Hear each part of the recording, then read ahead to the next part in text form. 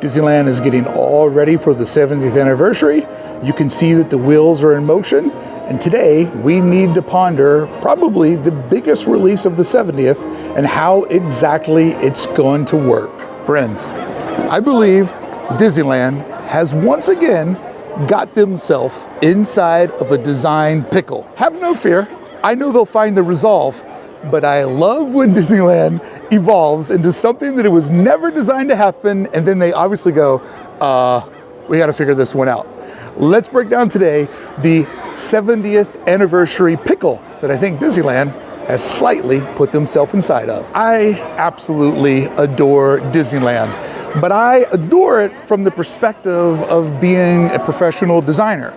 Someone who my entire career and life basically has been creative problem solving. I love that this place opened up 70 years ago with a very direct intention, but over the years that intention has changed and morphed into so many different needs, and each of those needs need to be addressed with that fancy creative problem solving.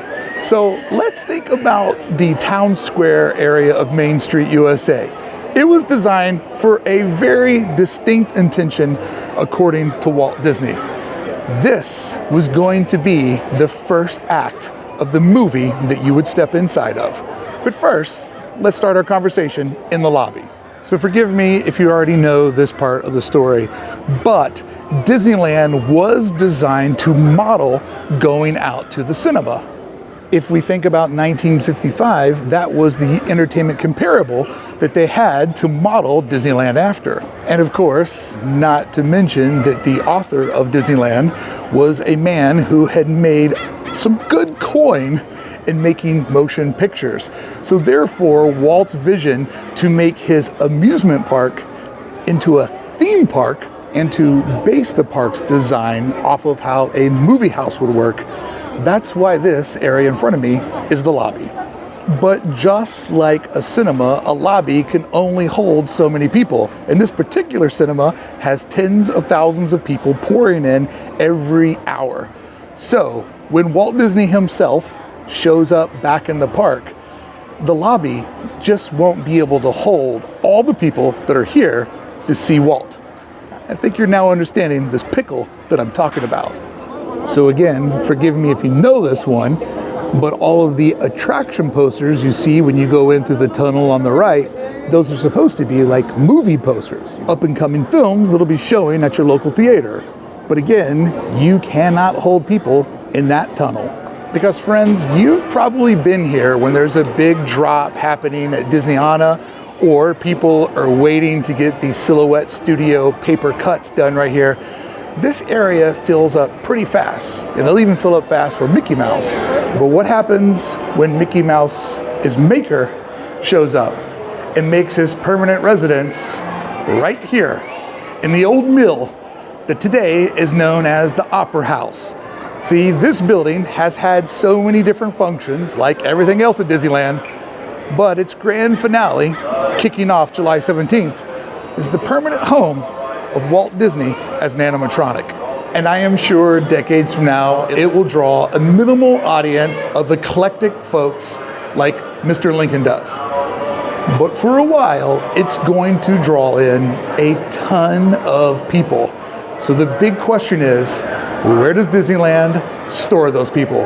Because Town Square doesn't have a lot of options. So this theater, the Disneyland Opera House, holds about 500 folks per show. And I'm gonna assume they can do about 3 shows an hour with load in and load out and all the anticipation. So at 1,500 people an hour, they could get 20,000 people to see the show in a day. That's a lot of folks. But there's going to be a lot of folks that want to see Walt Disney. So when you have 500 folks in here, where do you keep the next 500 and the 500 after them? Because even when you do a virtual queue, you're still going to have a couple of theaters worth of people that will be hanging out on the premises waiting for their turn to see Uncle Walt. So since we can't store people in the lobby like you would in a traditional theater, where is Disney going to put those folks? Because this sidewalk isn't an option. Speaking of the devil, look who just showed up to prove my point. Because friends, once you go through the tunnel, you're on stage. And Town Square was meant to be that opening part of the first act, where suddenly everything around you seduces you, takes you to a place that you've never been, but a place that feels familiar, because this is everybody's version of America, but one that never quite existed. And then eventually you work your way over to here, somewhere in the heart of Town Square, where you get your first big reveal for Act 2, Sleeping Beauty's castle. But the actual square here in Town Square, it can't be used to hold people because it serves purposes all day long, and I'm sure there will be a big photo spot that will be showing up on the north side of it. And after that, it will also be a Christmas tree, because Walt's here for the long haul. And also don't forget Winky, Blinky, Mickey, Pumpkin. That's a mouthful. Now, you know, one of the rules on this channel is we study Disneyland's past so we can better predict its future. And even when Web Slingers had a mobile order, that's food, not a ride. So even when Web Slingers had a virtual queue, I don't know if I've been saying it wrong this whole video, but we got caught up. Slow brain. I don't wear the big brain size. But when Web Slingers had a virtual queue, it still had a very long line. And one of the things that they did was they let guests go backstage. You would wait in an area behind Web Slingers that is a street that exists with Avengers Campus on one side, Hollywood Land on the other, and an area where you would see characters coming and going. You were positioned backstage. So there could be a possibility that these doors of justice swing wide open, and the area where the parade gets held could hold guests for a while to see Walt. But with Paint the Night showing back up, I don't think this is the spot, which leads me to believe it's those doors on the other side of Minnie Mouse where we will wait to see Walt. That means the pathway that was intended for the exit on heavy firework night could potentially be where lines and lines of people wait until a cast member takes a certain amount of people and walks them over to the Opera House, where they will wait in the second standby area to get set in the theater. That's my theory. That's the most logical way that I could figure it out, but I'd love to know what's your theory. How do you think this is going to work? And also, do you think they'll do a virtual queue for Walt in the opening days? I could see it go either way, but I just hope that I get in there on day one. I am wildly anticipating getting to see the man.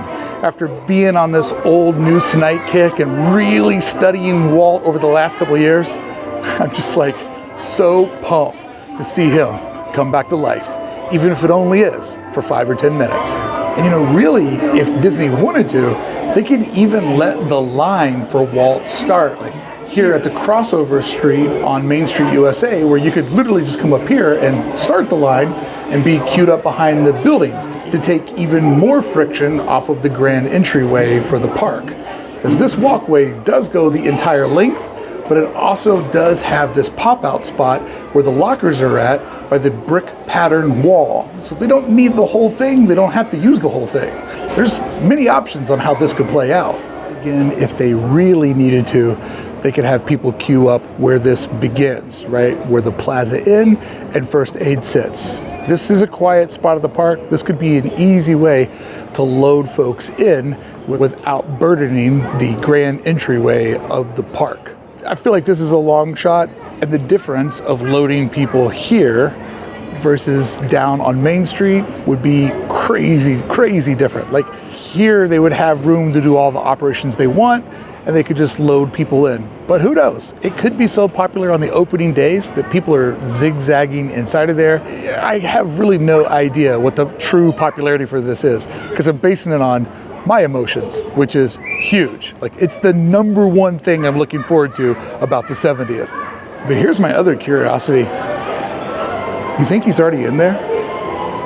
Like, do you think that he's already in there, ready to go? Maybe some final adjustments, maybe some 11th hour fine tuning. But it's so crazy to think that Walt, the man who had the vision for audio animatronics, would ultimately come back as one himself. which makes me super excited to see part 2 of the Funkland's video about animatronics, where Kevin Perger made an unbelievable video at the end of last year. If you haven't seen it, please do your heart a favor. So once again, things don't work out the way that you intended, but they work out the way that they're supposed to. And the area, which was originally envisioned to be International Street, Main Street on one side, International Street on the other, which was a wild design. Apparently, when you looked at it this way, it would look like colonial Europe, like what we see over at Liberty Square. But when you looked at it back the other way, it was supposed to look like a Spanish colony. So what a wild design that we never got there.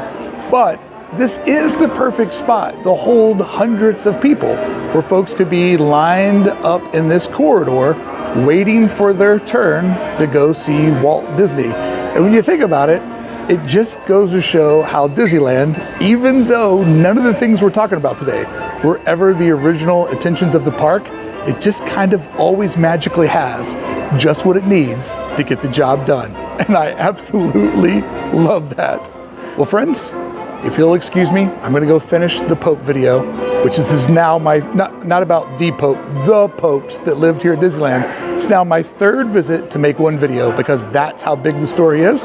But I wanted to rip a quick vlog over on Brickey Vlogs. Thank you so much for showing up. Thank you so much for subscribing. I'm having a ton of fun and so excited to have a new space to tell smaller little stories like this and to get everybody in the community talking.